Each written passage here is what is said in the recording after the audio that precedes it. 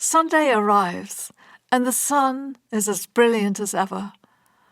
Hoping to explore less populated paths, I start out in the opposite direction from yesterday and walk toward the older part of town, where I wander through the narrow, vacant streets.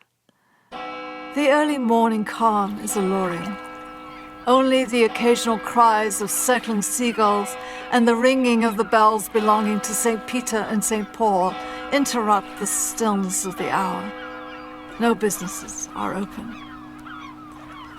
Clinging to its late 18th century reputation as a quiet and respectable watering place, Cromer has periodically chosen to preserve vestiges of its former peaceful, even Sabbath-like demeanor.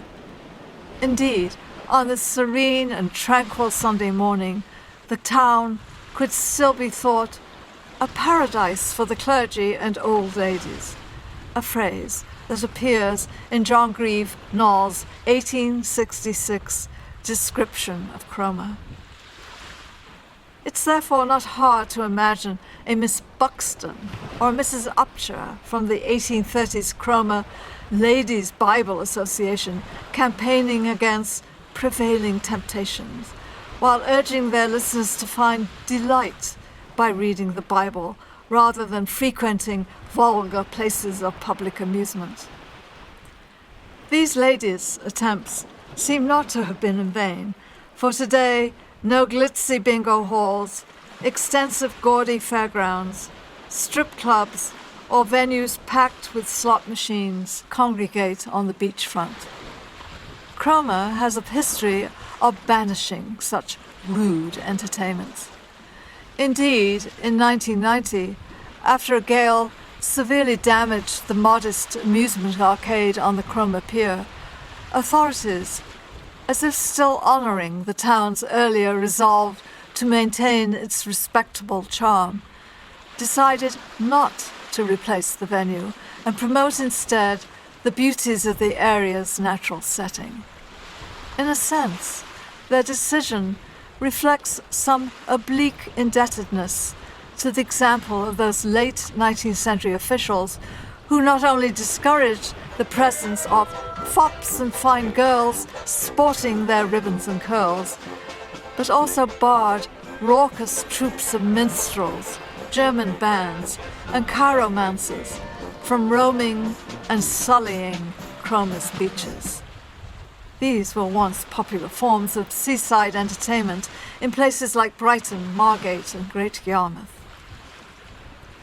Desiring to maintain a respectable image, these Victorian officials also hired a keeper of the jetty. His job was not only to preserve good order, but also to prevent improper persons from obtruding themselves. Therefore, when vacationing gentlemen and ladies once paraded in the evenings on the 240-foot wooden jetty so as to enjoy the pure sea breezes and gaze at the fire spectacle of the setting sun or the mild splendor of the moon, this keeper stood at its entrance so as to prevent the lower classes from intruding. He enforced the rule that servants in livery, as well as all common persons, not be permitted on the jetty. Local inhabitants were only allowed to stroll there on Sundays. The keeper also made sure that no ladies were present after 9 p.m. It's disturbing to think that this morning's tranquility is partially beholden not only to a history of racial prejudice, but also to class and gender discrimination. I leave behind these still narrow streets and amble down toward the beach. Except for the restlessness of the sea, all is subdued here too. Heading south, I follow a route that will eventually recall a verse from John Taylor's 17th century poem about Cromer. Taylor had once looked out from where I wander and observed the raging tide that recurrently beats against the Cromer cliffs and into the land doth eat. I shall come to understand the truth of his words and witness the sad evidence of the North Sea's voracious appetite. For over a mile I walk alone along the sands. Initially, I feel free and pleased to be following my own impulses. As time passes, however, I become aware that where I tread is gradually changing character and becoming progressively packed with shingle, clumps of earth, and slippery rocks. While I do my best to navigate this obstacle course, the incoming tide draws nearer to my boots. Swirls of foaming white and emerald green water press beyond where they last washed ashore. The sea rhythmically draws back only to start again and restlessly progresses even closer to my feet. I realize that these relentless overlapping waves might shortly trap me between the sea to my left and the lofty, brittle land jutting into the sea on my right. Indeed, mine soon might be the fate of the Victorian tourist featured in a 19th century satirical Punch cartoon. Caught by the treacherous tide, the trapped visitor must rely on an enterprising sailor who, anticipating the moment, waits close to shore in a rowboat to profit from the tourist's dilemma. The trapped visitor proclaims, "Good gracious, the place where I sat with seawater is rapidly filling." Soon the hoarse voice of a local sailor can be heard. "Sir, you're caught by the tide. I'll carry you off for a shilling." No enterprising local is around to help me, however. I decide, therefore, to retrace my steps. In a pinch, I know that I could not possibly scramble up these banks to safety. During my retreat, the humor of Punch's ridicule quickly evaporates, for Taylor's sense of the insatiably destructive sea becomes increasingly vivid. Tragedy and loss attend this landscape. I notice, for instance, rusted skeletal remains of a caravan park that has recently fallen victim to the ocean's hunger. No longer able to cling to the crumbling earth that once supported this holiday site, its contents have tumbled down the cliffs. Now, misshapen steel carcasses, once the edifices of so much pleasure and expectation, hang tangled among the bushes growing in the blue clay banks that partially resist the relentless assault of oncoming tides and storms. Later in my retreat, and closer to the town, I raise my eyes and notice a large wedge of white chalk cliff perched atop an adjoining clay crag, and understand that it too will eventually be splintered by gales, somersault down, and swallowed by the sea, for the moment, displaying a gleaming whiteness, it stands stoically erect, like a luminous, brave sentry awaiting its sentence. The sight is sobering. The North Norfolk coast has some of the most rapidly eroding coastline in Europe. I believe at least 1 meter of land per annum has been lost for thousands of years. These ceaseless attacks have created many a gap and a breach. Buildings have had to be demolished or have toppled over the edge.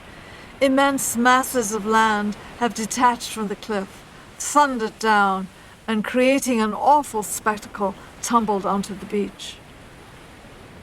In the 14th century, for instance, a prosperous town, Shipton, and its goodly church, slipped into the deep.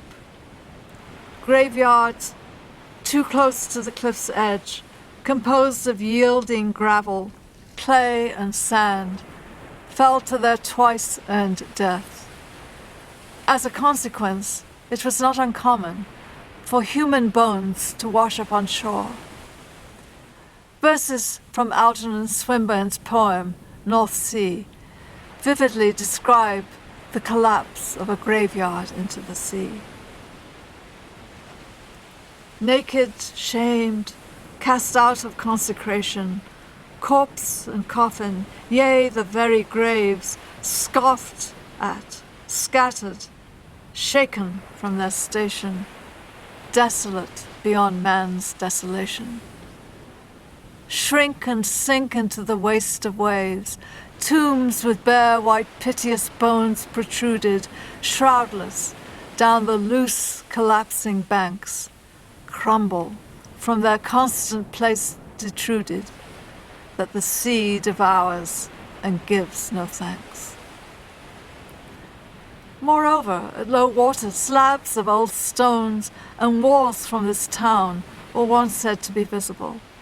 It is said that at the time, some desperately poor and opportunistic people would sleep on the shore, waiting until low tide, when they could dive down and pillage anything worth taking from old Shipton. It is also reported that when holidaymakers in the 19th century walked along the cliffs at very low tide, they hoped to catch sight of the remnants of the old church. Some claimed to hear its bells striking amid the movement of the waves. Apparently, in 1888, a small pleasure steamer christened Victoria ran aground on this site and struck the remnants of the church tower. To prevent further incidents, the town authorities blew up the submerged debris. Now, nothing of the old Shipton is visible. The tide thrashing also sometimes exposes vestiges of life from thousands of years ago. For instance, a storm on February the 5th, 2017, revealed a prehistoric rhinoceros. Other surges have washed up mammoth skeletons. The place is rich in Pleistocene glacial fossils. Remarkably, after a recent storm, there was also a discovery of preserved footprints showing that there were long extinct ancestors of human habitation along the coast about 850,000 years ago. These people would have lived among and feasted upon the woolly mammoth. And submerged in the deep pathways of the southern North Sea are the remnants of Doggerland, which during the Ice Age connected Great Britain to mainland Europe. The sea is not just a destroyer, but also, paradoxically, a preserver. It constantly surfaces the past. When I finally leave the shifting sands and reach the security of the promenade, I ask a passerby for directions to the coastal path that I probably should have taken earlier. I climb up a narrow, steep trail that meanders through gorse, heather, ferns, and brambles, not to mention stinging nettles, and eventually arrive at a Victorian lighthouse on top of the cliffs. Here is another reminder of the power of the sea and the vulnerability for those who live near and on it. The original lighthouse, at first lit by coal fire and fanned by hand-operated bellows, nearly came to its end when, in the winter of 1812-1813, an acre and a half of land directly in front of it collapsed into the sea. After another landslip in 1832, a new lighthouse was built. This edifice, too, would have succumbed if it had not been erected further inland, away from the fragile crag. The afternoon is passing too quickly. It's time to turn around and make my way back down to the beach. There I catch a view of the Hotel de Paris, where Alfred Tennyson and later in 1892, Oscar Wilde had once stayed. What a grand place this must have been. And then I come upon two fishermen relaxed next to their boats. As in Sheringham, fishing is no longer the primary means of living. There is loss here too. By 2018, young people are looking elsewhere for their livelihood. The crabs and lobsters of summer, the longshore herring of autumn, and the cod of winter are not as abundant as they once were. To complicate matters, as Brexit approaches, there are unresolved arguments over fishing rights and the greed of refrigerator ships. Since Cromer has no harbour, a number of years ago, these men would have had to pull their boats up on shore. As one elderly fisherman recalls, when you'd hauled by hand, you knew you'd done it. A century before, while carrying the nets, sails, oars, and masts, they would have heaved their boats through crashing breakers to and from the beach. Now tractors take that burden. Once a crowd would have stood on the sands to witness the coming in of fishermen's barks during autumn equinox. They would have watched a mountainous sea washing over the boat's stern and then throwing the vessel aloft until it seemed to topple into the depths of oblivion. All would have been saved when a wave of dreadful force finally hurled the bark upon the shore. These were difficult and dangerous times. Death at sea was a commonplace. When I pass by Cromer's lifeboat station, I am reminded that the storms whipping this coast make it one of the most dangerous for shipping. During 1699, 200 ships were lost in what was then called Cromer Bay. And in 1866, nearly 1,000 ships were destroyed on the east coast in 6 months, popularly called floating coffins. These were mainly small vessels bringing in coal from Newcastle to London. The sea is a graveyard of wrecks. After all this, it's almost a relief to come in sight of Cromer's thriving and stylish pier. Built to replace the old jetty, which had been dismantled after a coal boat smashed into it. Completed in 1902, the pier soon became the place where gentlefolk promenaded among a dazzle of sea lights. It defiantly, yet gracefully, stretches and flings itself out 495 feet into the sea. In this landscape of encroaching destruction, the structure offers the illusion of resilience. However, throughout its life, storms, gales, tidal surges, and ships have threatened and severely damaged its structure.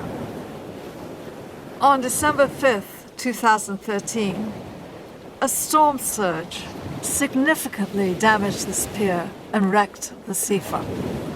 Thankfully, unlike the old, sad West Pier at Brighton, Cromer's still stands upright. It refuses to become a monument composed of destroyed, twisted girders and dedicated to what the poet Hugo Williams refers to as dead holidays. At its end rises the Grand Pavilion Theatre, opened in 1905. At last, I stand before a landmark from my early adolescence. One of the most vivid memories of my 1952 holiday in Cromer is being taken to the variety show in this auditorium and singing with the audience, "There's a hole in my bucket." How exhilarating it was to join in this popular circular jingle and laugh as Liza and Harry consider how they are going to mend a bucket and discover that to do so, they need to fetch water. But there's a hole in my bucket.